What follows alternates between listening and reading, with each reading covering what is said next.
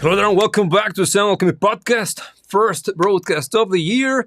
And oh boy, well, we're going to begin, discussing the whole situation regarding what happened during the halftime show or entertainment attempt that took place during the Super Bowl. And also, I'm going to be giving you my thoughts regarding some of the statements that plenty of those musical figures have been giving, has been providing some thoughts, some words of wisdom around, allegedly, and making a clear political stance along the way. And here, thank you for the recommendation Weirdo 76. We begin this live stream with a recommendation. I'm gonna totally check that out. And from what I can read from here, it seems that it's 8-finger tapping melodic death metal. Okay, that sounds fun.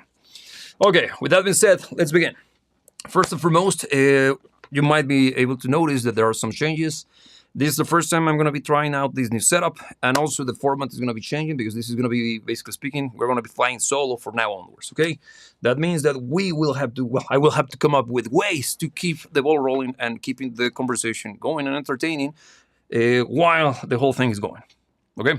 So, wish me luck. Now, let's begin with this. You might recall that a few days ago, the Grammys took place.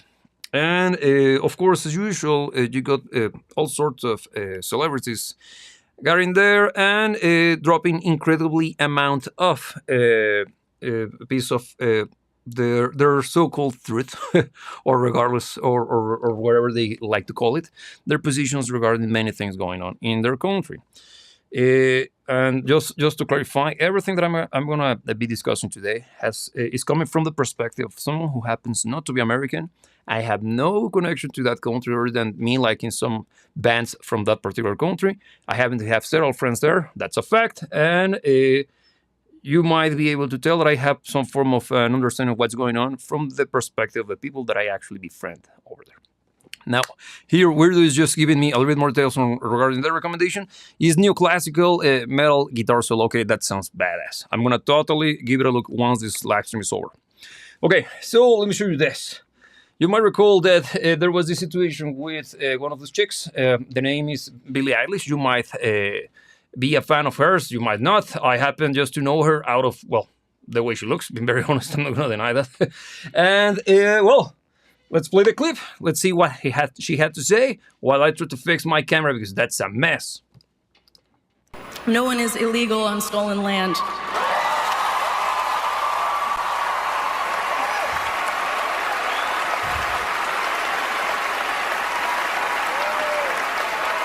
And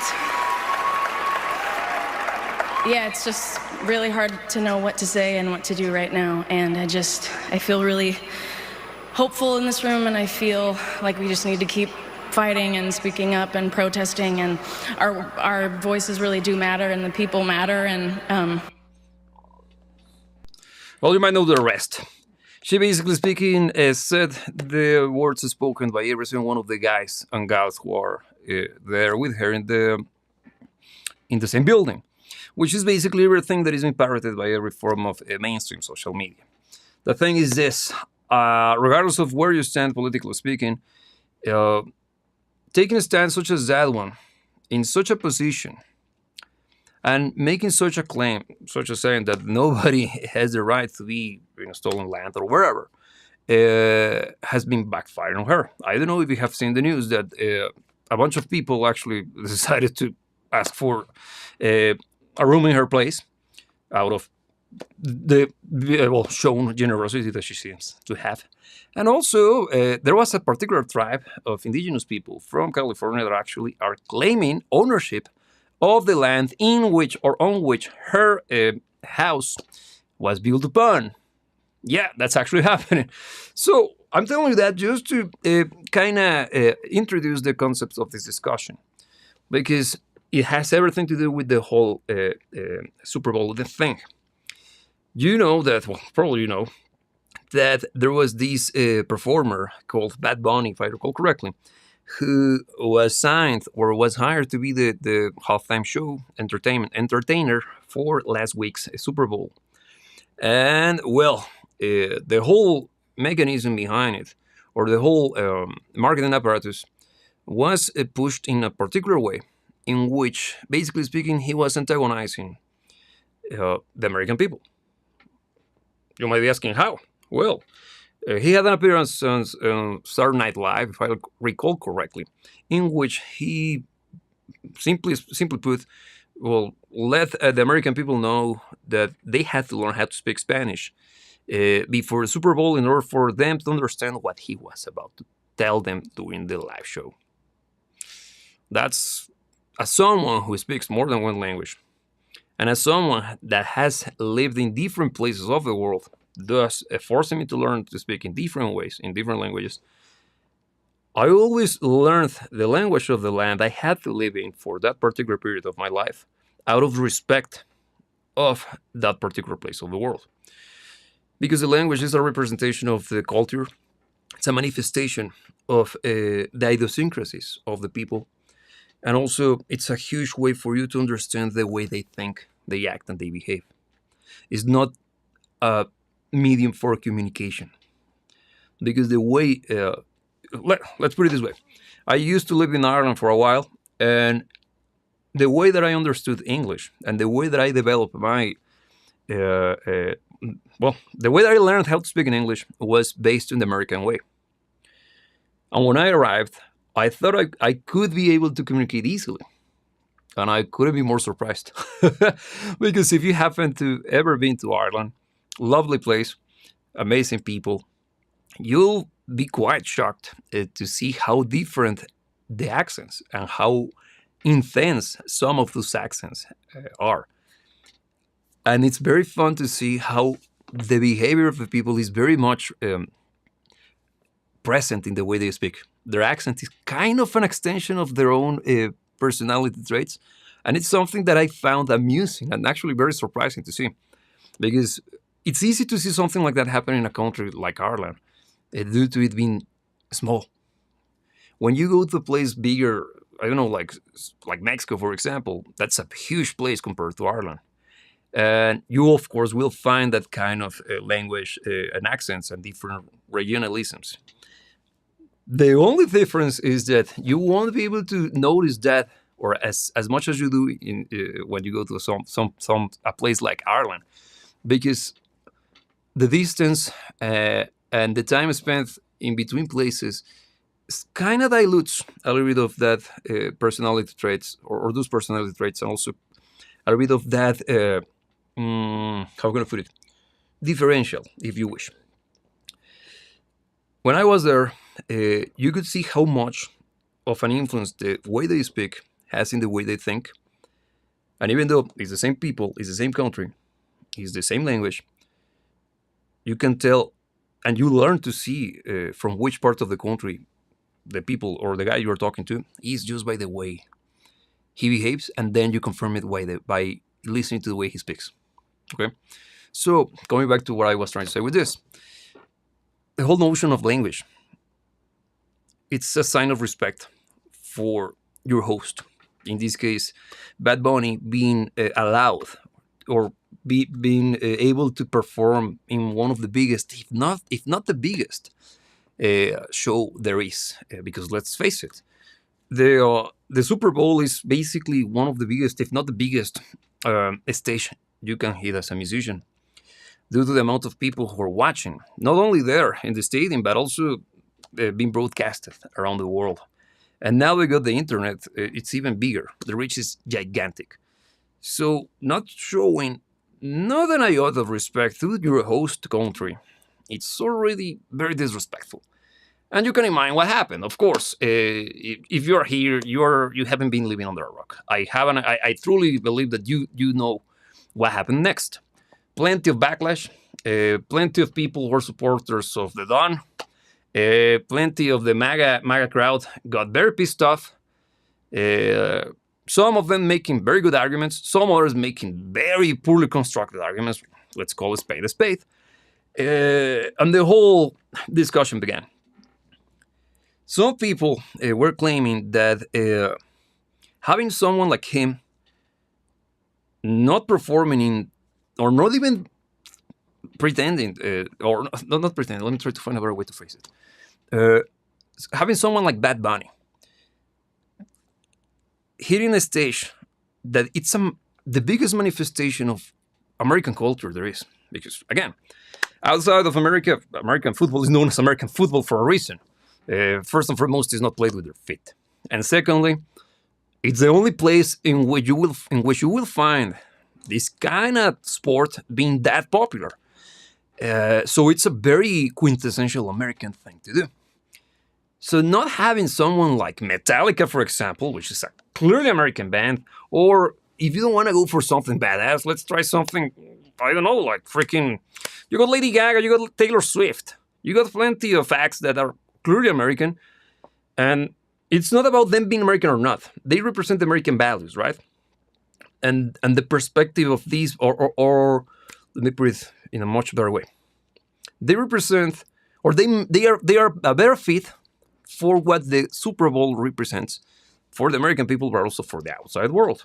As someone who is not American, ever since I learned about the Super Bowl, for me has been always like, well, yeah, it's as important as, I don't know, the Euro Cup for Europe, or like hockey in Canada, for example. So it's one of those things that are integral to the culture of America in this case. Nowadays, you can make the claim as well that American football is starting to branch out and is reaching different audiences and is becoming a little bit more international. Yeah, the same what happened with the NBA and stuff. But American football is basically an expression of, in my head, as a non-American guy, is one of those things that kind of define the concept of Americana. If you happen to be American watching this, please let me know if that makes sense to you. Because everything I'm saying here is coming from someone who is not American. So, as such, seeing this kind of behavior, and also the very pedantic position that this guy had during the build-up, because another thing, I introduced you to this conversation using the Grammys, because, oh and behold, this guy also won every possible award possible. I think he's the artist, or I refuse to call him an artist, but he's been an entertainer. I think he's the biggest success. He's the entertainer that has won the most awards in the Grammys. I might be incorrect, but if he's not the most successful, he's among the most successful ones. That's a fact. How curious, right? What were the chances for him to be having this huge build-up? Like the momentum was perfect for him to show up and simply take over the whole conversation and put every single one of the detractors in the right place when the show happened. Now, we are after the show. You're watching this right after the show. Not right after, but a few days after the show happened. Let's take a look at the footage. Digging around X, I happen to found several posts that I will be sharing with you. It's very, very interesting to see what I got. But let's begin with this. Performances. And I actually happen to be able to speak Spanish is one of the languages that I can speak. So I will translate some of these comments. In this case, we got this over here. I will play you this back, but pay attention to this. This user is saying that the people at Telemundo, which for those of you who don't know what Telemundo is, if I recall correctly, and please, American people, correct me if I'm wrong, but Telemundo is a TV channel, an American TV channel, on which everything broadcasted there is in Spanish. Just let that sink in. As a non-American guy, I find that to be very weird. It's not nice.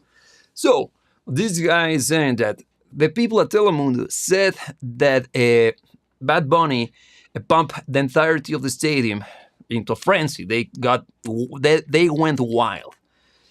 Reality, only 2 people were dancing in a stadium filled with 75,000. Let's see. And I'm going to make sure that this is not going on, because we might get copyright strikes. As you can see, it's clear. See the excitement. There's nobody dancing but those 2 chicks and that one. But look at the amount of reactions, or the lack of. By the way, espresso. Americano, sorry. So you can see astroturfing, and that's one of the things that I want to discuss with you. if you were following the whole music thing, as I happen to do out of my profession, I always pay attention to whatever happens at the Grammys, because it's a good way for you to see where it's a good way for you to read the room and allowing you to see what would be the next meta to chase as a mixing engineer or as a music producer. Why? Because plenty of the artists, independent artists, tend to be inspired or are following the steps of those figures that win the Grammys. So I always pay close attention to what happens there. So I was expecting something similar to what happened with Billie Eilish due to the political situation that America is going through and whatever. But when Bad Bunny shows up and being hailed as our Lord and Savior, like if he was some form of messiah to a certain degree, grandstanding and making the bold claims that he did at the Grammys show, I found it to be very weird due to the timing, because that happened right after his performance at Saturday Night Live. So I started to see the marketer in me wrangler, right? And I was very, very much, it was sus, to be frank. So I found it to be very suspicious of him to having this amazing opportunity, which is being discovered by plenty of people, new audiences, by the breakthrough that is showing up at Saturday Night Live. And then he wins every single Grammy possible. What were the odds? Just saying. And that's the moment in which I realized this guy's been astroturfed. They truly want to convince America and every English-speaking country that he's the good shit. Is he? We'll find out later on. Now, we reached the moment of truth when he hit the stage at the Super Bowl. All expectations was high, and you see what you just saw. Lame. Little to no action from the audience or reaction from the audience. Because check this other angle. I tried to find as many videos as possible that could show, capture some of the emotion, right? There are plenty, but those are the best I found. This time around, we're once again dealing, and you're starting to see a pattern. They're coming from Spanish-speaking people. It's not the American audience who is necessarily bashing. Well, it's not, well, let me rephrase it. The media might tell you that everybody who speaks Spanish loves this guy and sees him as one of the representatives of Spanish-speaking culture in America. And then you find this. People attacking him that are speaking in Spanish. So again, I'm going to translate what this user is saying. He's saying, for an artist, this gotta be the saddest thing in the world. Bad Bunny, seeing how the audience is just standing there with no, not shouting or anything, it felt like the national anthem was playing. The show was boring and horrible.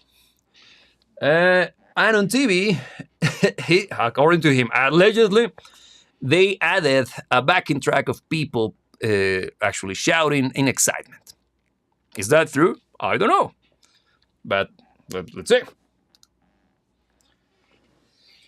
Again, I will keep the audio down because I don't know if I will run the risk of being copyright struck. If I run the risk of getting a copyright strike. Now, the stage was designed, let me make it bigger.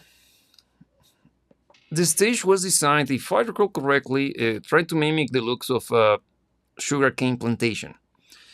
Because it seems that that's a very, very Puerto Rican thing.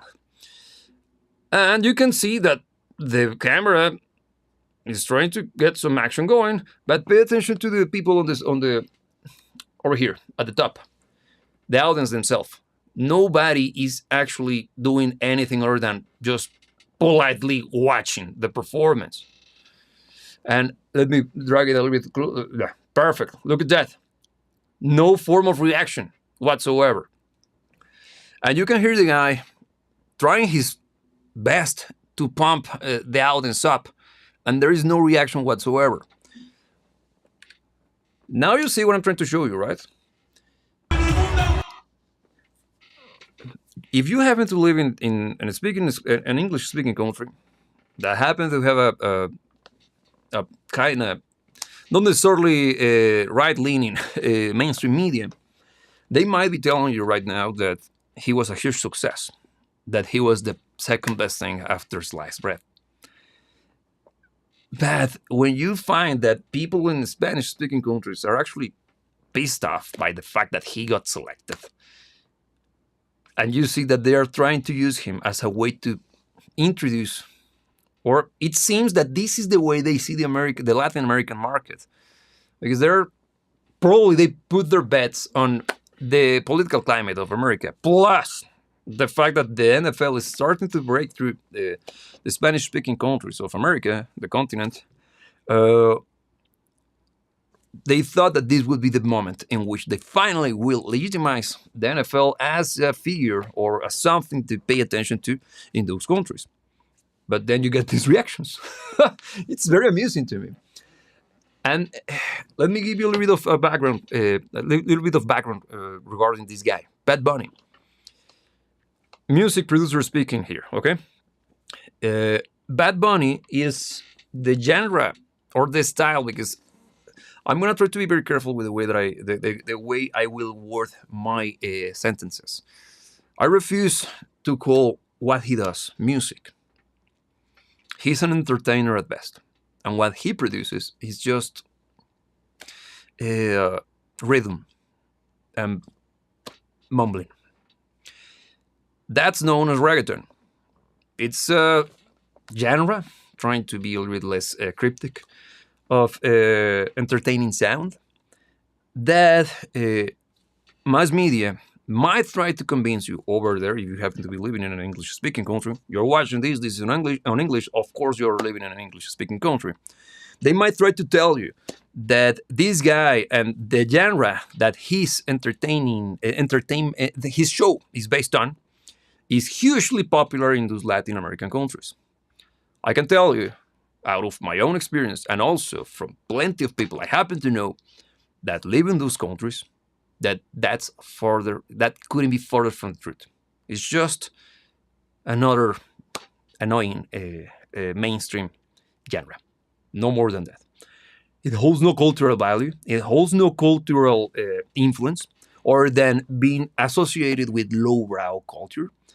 Reggaeton is seen in those countries the same way as gangster rap is seen in America, or drill in the UK. Okay? It's usually associated with, not necessarily speaking, the highest echelon of society. I'm going to put it that way. And you're saying, are you an elitist? You're just an elitist. Yes, I am, because I like music. I don't like to spend my time, which is limited for obvious reasons, because everybody will have to meet their end at the moment in which that had to happen. Why would I waste my time listening to something that is shitty? So, now, also, I found that some people in America are starting to translate the lyrics of the performance he showed. And they are starting to see with horror that the visuals of the spectacle, of the show itself, which were highly, highly sexualized, they had plenty of imagery that, again, I'm not showing it to you because I don't know if I would get flagged by YouTube and the machine behind it, the whole censorious nature of the platform. So, I can tell you that if you haven't seen it, just watch it to have an idea, but don't waste your time on that. Just a recommendation. But the people in America are starting to translate the lyrics, and they're finding out how vulgar, and not only vulgar, but dirty they are. And they're not dirty in the way of like a sexy white snake kind of lyric. No, this is simply just blatantly awful. It's live. Yes, I'm broadcasting live. I hope it is live. If it's not live, let me know, because this is the first time I'm testing out this. Yeah, it's working. It seems. Thank you. This setup. But coming back to this, what I was saying. Oh damn it! I lost my train of thought. Oh, I was saying, yeah, the lyrics, they're very filthy, and you might be saying, well, it's probably just the song that he selected for a show. No, actually, again, being able to speak Spanish and also knowing plenty of people from those Spanish-speaking countries, I can tell you that if you spend more time digging around what Bad Bunny has to offer, you're gonna be quite surprised. Not just by the lack of effort and the terrible sounding stuff coming out of his mouth, but the lack of substance to the lyrics. It's just the most barbaric, the most, how can I put it? The most animalistic of approaches when it comes to developing lyrics. I'm going to be very, without trying to sound moralistic or anything like that. When you write lyrics, as a musician now, a musician speaking, I always look at music when it comes to developing a song as the core of what you're doing, because you're making music, right? If the song happens to have lyrics, okay, so be it. Those lyrics have to be as good as the music.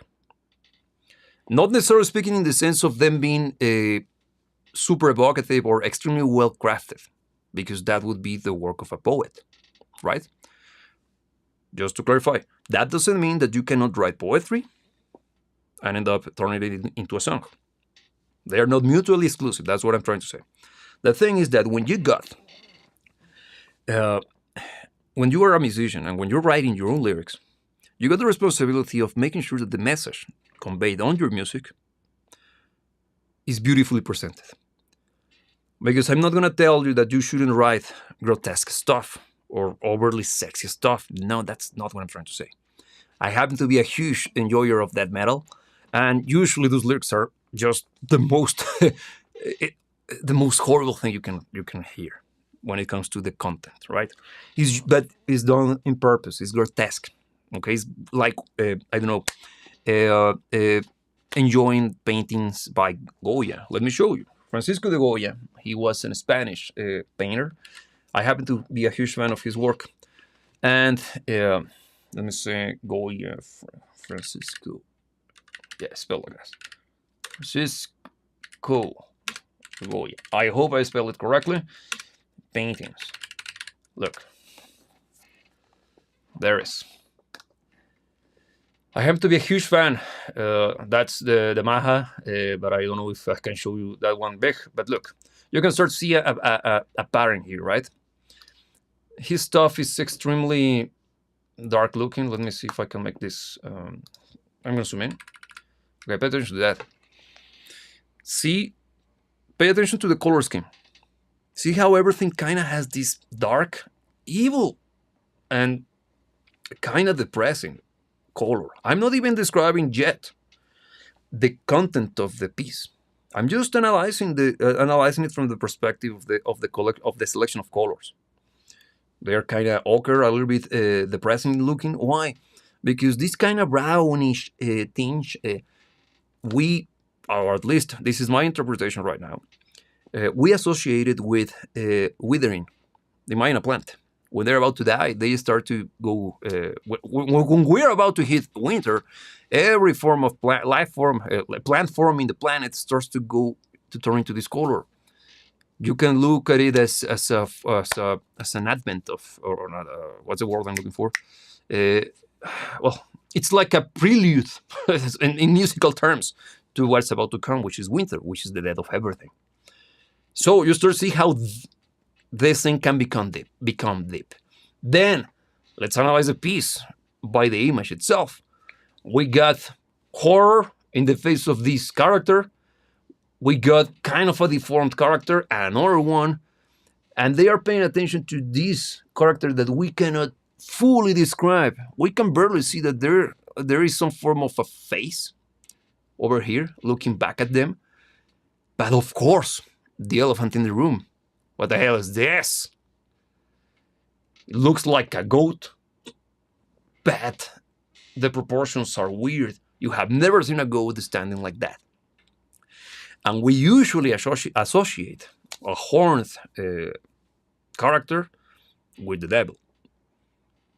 This is kind of evil and metal as fuck. I love it. It's badass and it's beautiful and breathtaking.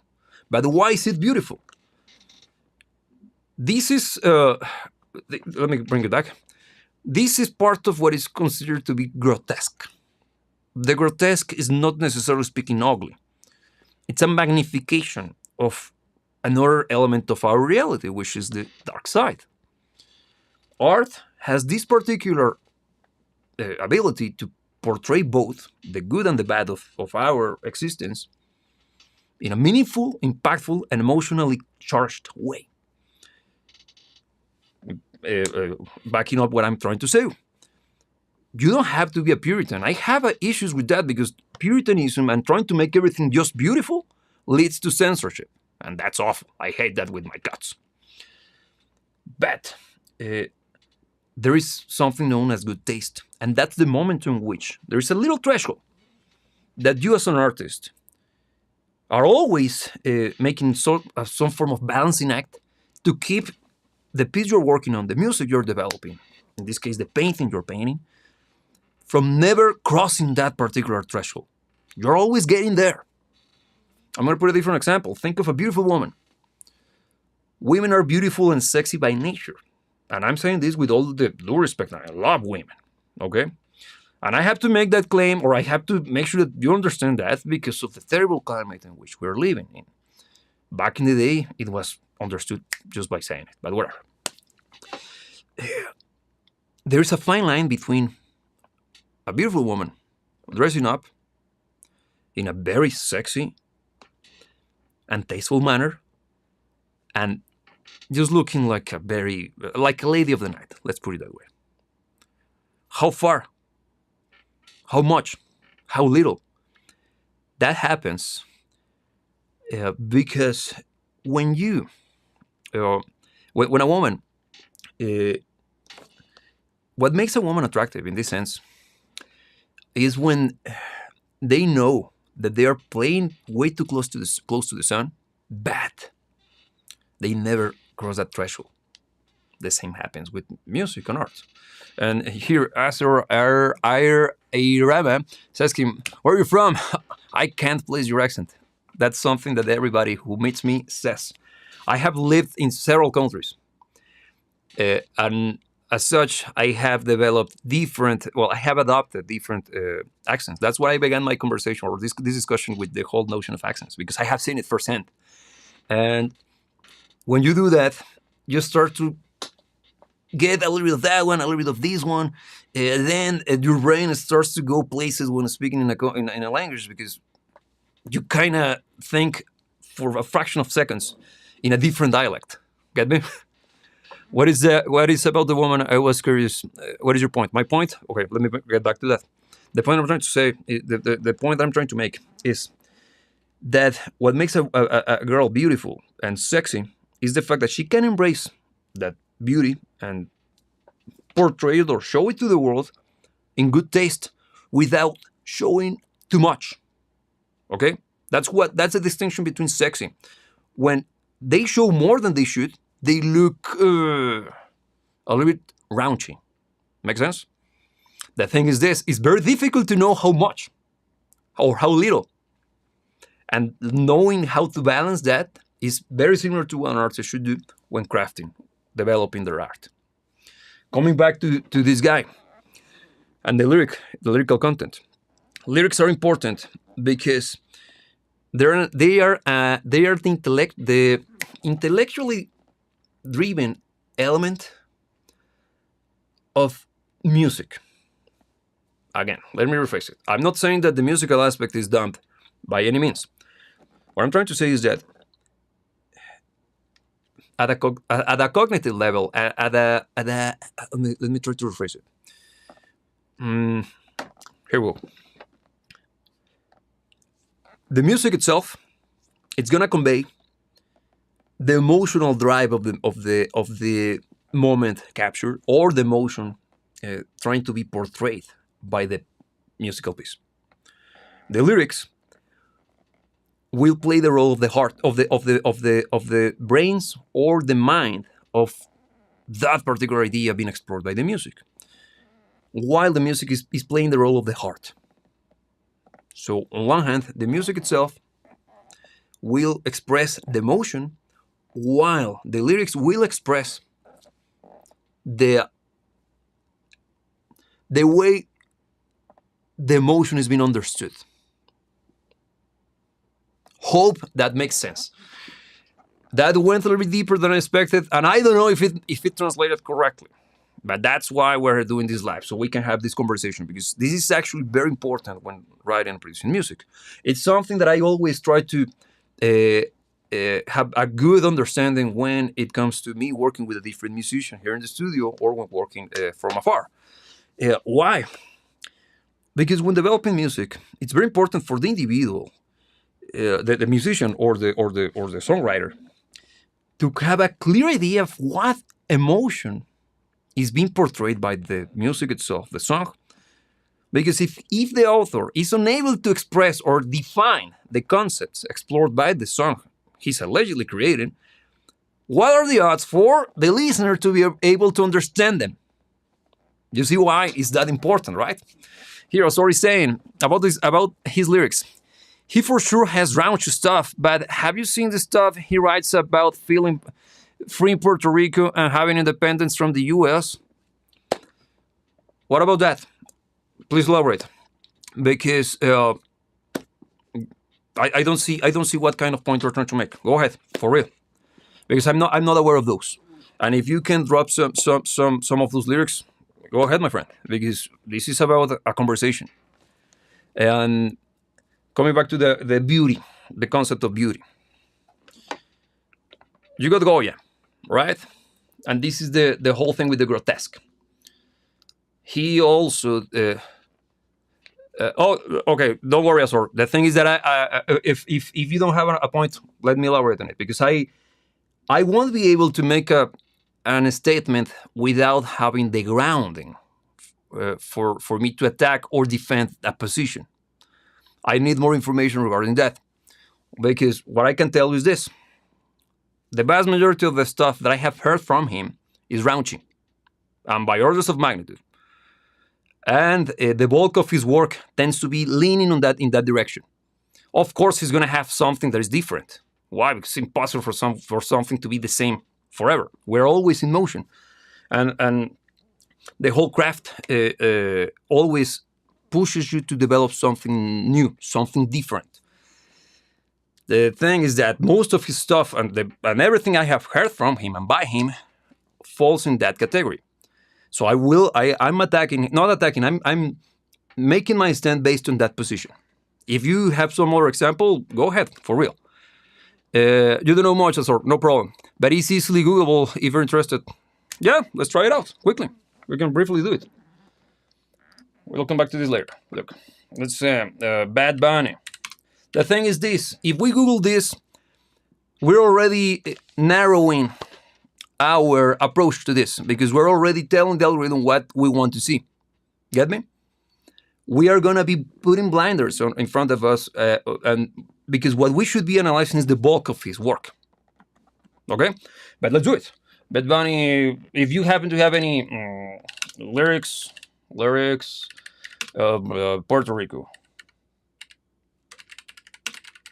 And here we are coming. Weirdo is saying, this is a very emotional guitar solo by Marty Friedman. I will check it out. Thank you. Oh yeah, I know that one. And look, while we do this research, I'm gonna take on that particular comment.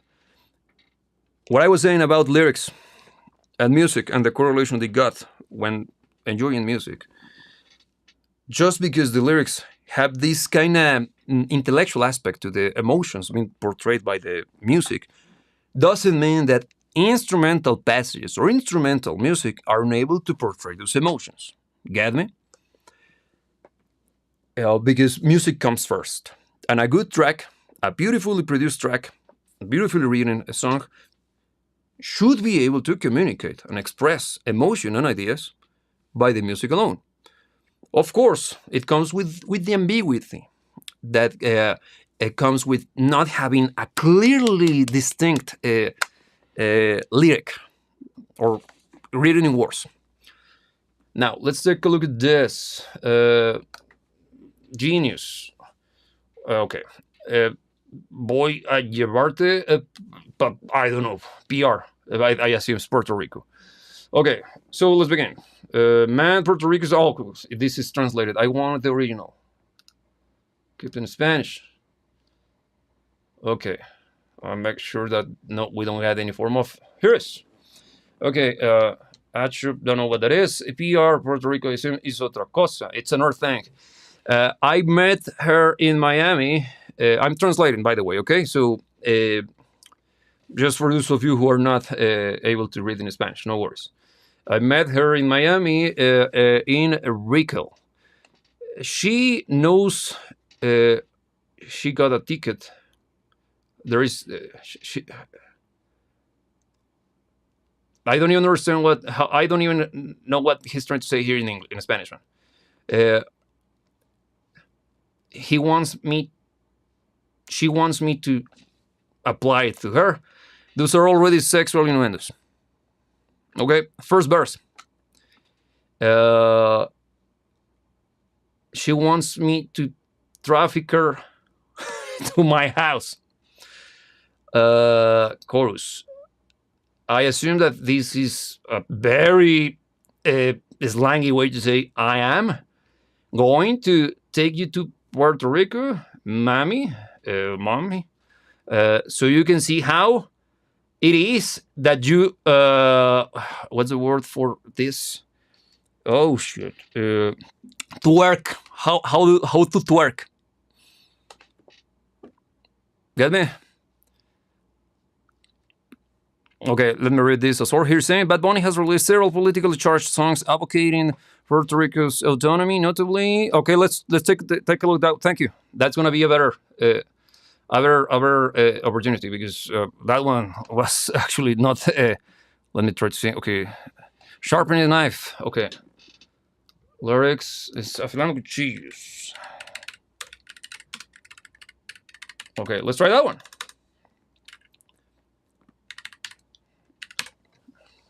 Okay, let's see. Okay, this is kind of hard to read. Let me see if I can. Damn it. Okay. I hope it's readable on your end, okay, guys? Let me see. Vocal power, grid, failures, and resist displacement. Recent tracks like Una Vuelta and Nueva York continue to challenge colonial status and political corruption. Yeah, you're starting to see a hugely mainstreamized stance to everything. Let's see. Let's read let's try to translate this guy. Okay. Introduction. Come on. We are sharpening our knives. Come on. The knife sharpener arrived. Truco, I don't know what's that. Has arrived. The sharpener to your house. To the doors of your house, of their house. The knife is sharpened, and the sharpener is on their own house. Without continuing with that, as someone who speaks Spanish, that's terribly written. That sounds very bad. Has no rhythm to it. It's very much slangy. Not a fan of it. Okay, then. But it's not raunchy. I'm gonna give you that. And look, I just realized that we got the translation to English in here, but I don't know if it's correct. But you can double check if my translation is represented on the other side as well. Now, second verse. The time has arrived. A combo of thousands of motorcycles. Okay, it seems that's regionalism. Patrolling 24 hours. Boricua de Cora, I assume Boricua is the way to refer to someone from Puerto Rico, if I recall correctly, with one fist above to the conquest.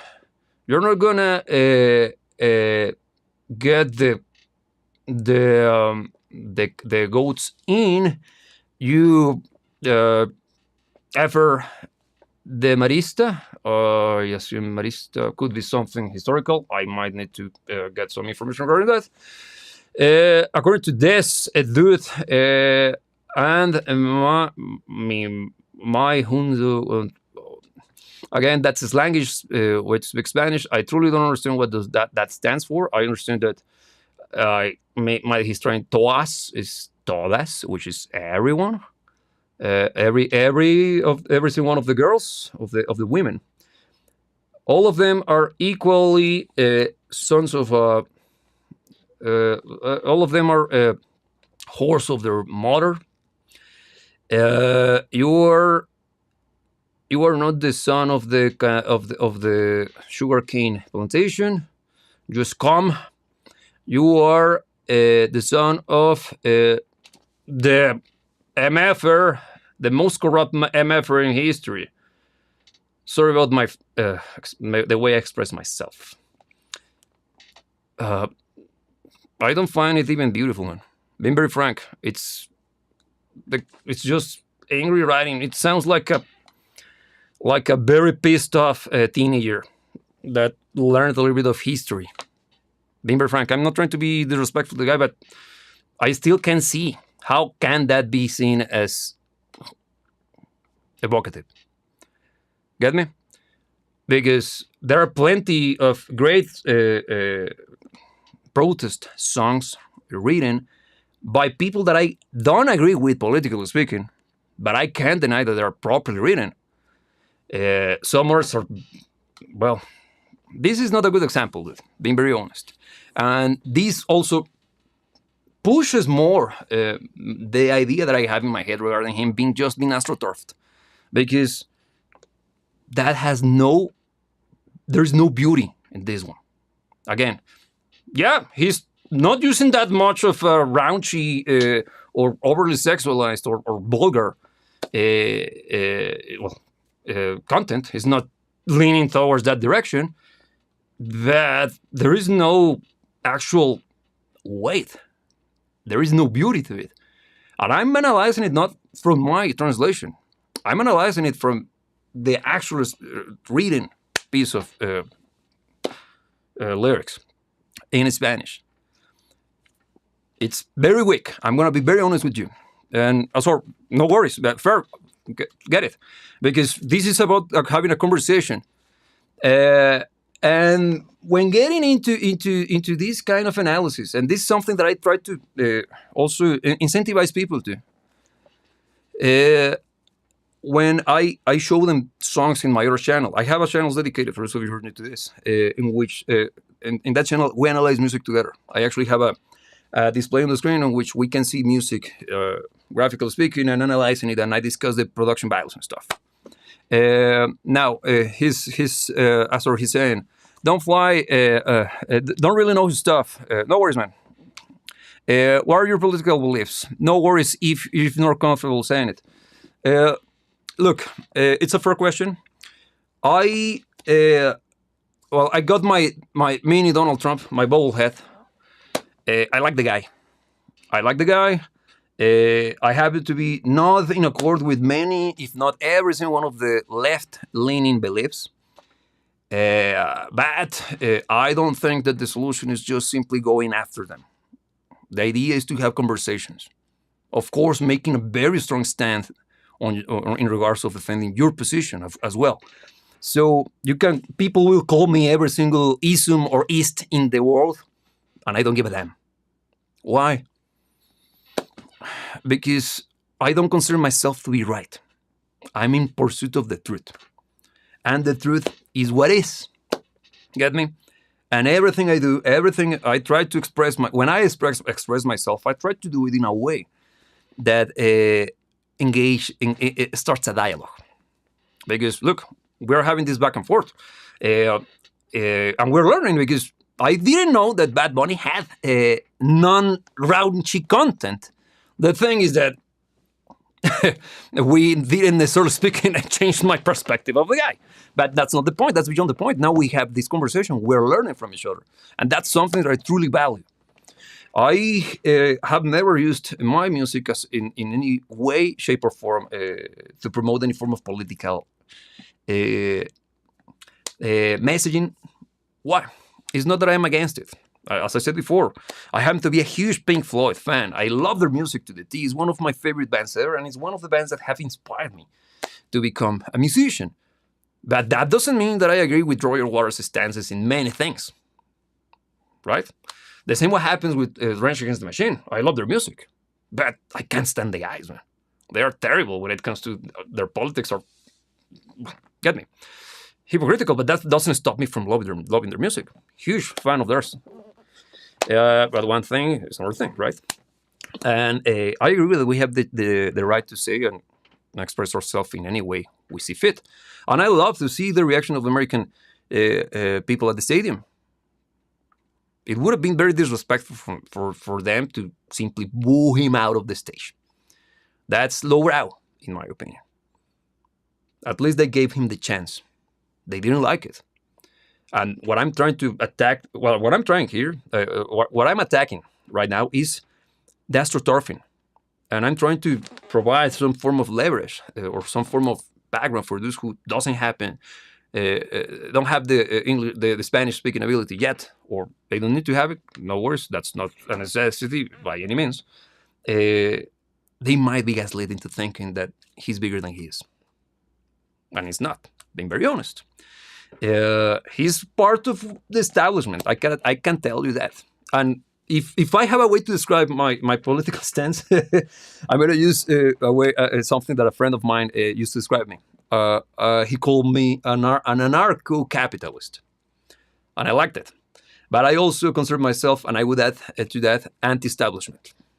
I'm a rock and roller, so I've been always a rebel, and I like to think for myself. So that's the combination that puts me into this path of searching for the truth. Get me? And thank you for the question, Azar. That's the whole point of this, is having a conversation and enjoying. I should have told you, I'm drinking coffee right now. Cold. Oh, no, I told you, I think I mentioned this, Americano. So, to give some conclusions, to take us to a point in which we can finally, make a decision on what we just discussed.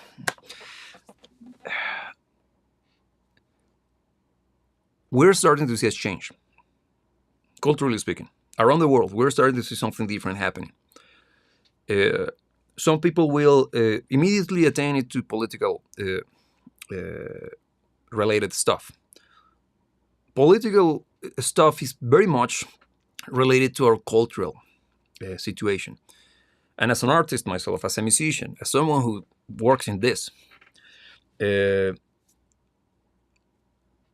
I always have seen the role of the artist as something similar to what a historian does.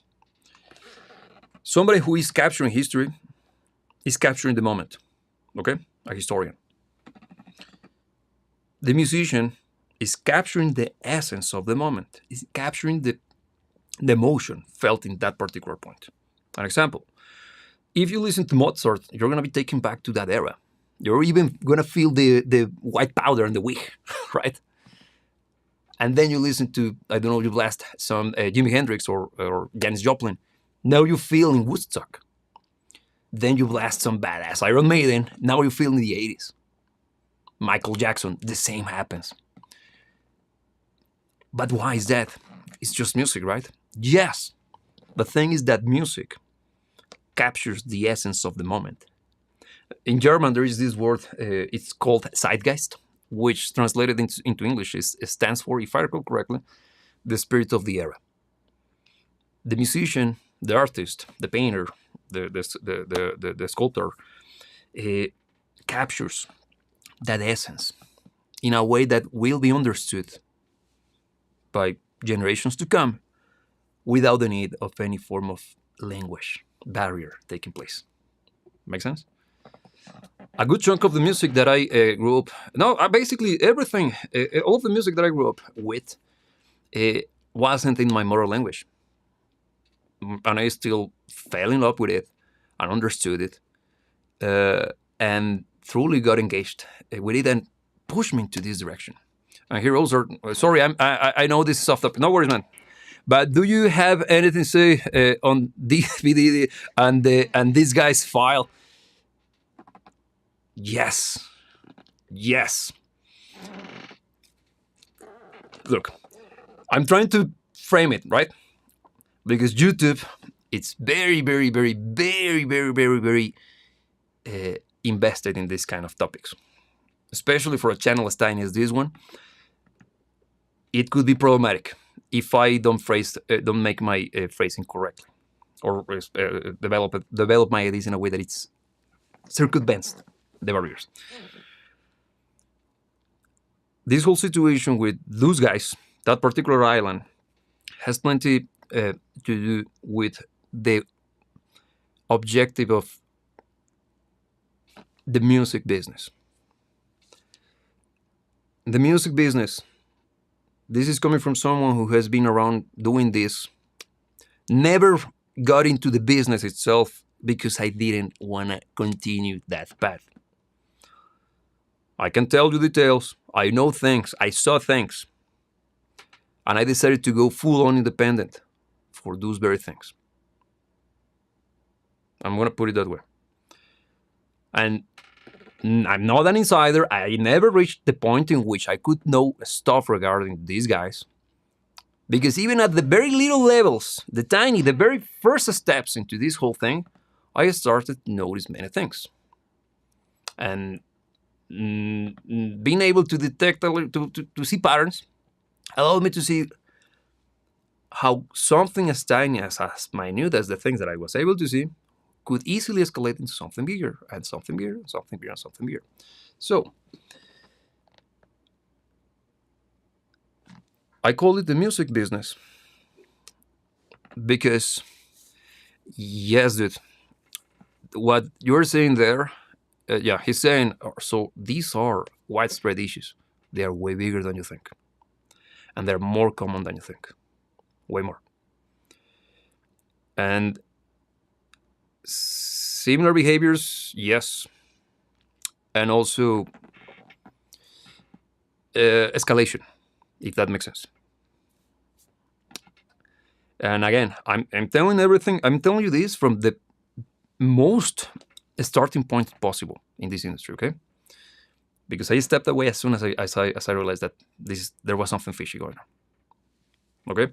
So if I could see that at that very early stage, you can imagine what happens next. And you start to see this whole shebang regarding those files and stuff. Get me? Correlation doesn't mean causation, okay? But yeah. So, and this has plenty to do with this guy. He's been put in such a position by design. He was astroturfed. He was kind of prepared before the show in an attempt to position himself in a way that could be palatable to the audience. Why why do you think that is? It's because remember when I said, good question, not linked to gaining power. Look, remember when I said that culture, that art captures the essence of the moment, the emotional impact, the feel? Imagine what happens if you're able to control how future generations will read history and how they will feel history was. Get me? Also, music, movies, every single form of cultural activity has plenty of influence over the way we see the world. Stories, in general, are an incredibly important way for us to learn, not only when we're kids, as adults. Even the way we describe our own life is based on the notion of a story. We're living our own personal movie, if that makes sense to you. And we have characters in our story. We have moments, we have scenes. In a very abstract way, but you get me. And so you can imagine that those are very much shaped in the way we interact with this kind of emotional exchange. Music, in particular, me being the man I am, impacts you in a way deeper than words would ever be able to. That's why we have music in such a pedestal. The same what happens with literature. You can be reading something beautifully written. Again, it could be something that I don't happen to be a fan of, politically speaking, or even ideologically speaking. But if it's beautifully written, I can't deny beauty is there, present there. So it's gaining power, but also, should I say this? I want to say it this way. Music is the way you can, or they actually have, shape the way our culture on the streets, the way we speak, the lingo we use, and even the way we describe situations have become. Think about it. Who are the biggest promoters of the style, the clothing style, right now? Rappers. Not the supermodels. Could be. Don't you remember, if you happen to be in Europe back in the days when actual football, it was super popular? I'm talking about the early 2000s. The football players were the ones dictating hairstyles. You see? Why am I bringing sports into the mix? Because they are also another expression of our culture. You see? So music is very important for that very reason. The same what happens with movies, literature, paintings, everything regarding emotional expression. It's incredibly important for us as a society. So that's why I think this whole net of web of lies behaves the way it does. But what do you think? There's an open conversation, and I'm trying to, if I went a little bit too cryptic, please be mindful that it's not easy to speak this kind of stuff on this platform, okay? And it's open for discussion. So thank you for joining. Thank you for watching. I hope you got something to think about. And please feel free to be part of this channel. If you haven't subscribed yet, you can do it. It's for free, actually. And if you stuck around for this long, also, well, leave a like. Because, well, it's cheap as well. It's free. And you've been here for a while, so it's the least you can do. So once again, thank you very much for joining. Thank you for watching. And as every single time that I meet you, I gotta remind you that you should never let anybody tell you what to dream about. And again, remember that I will see you when I see you.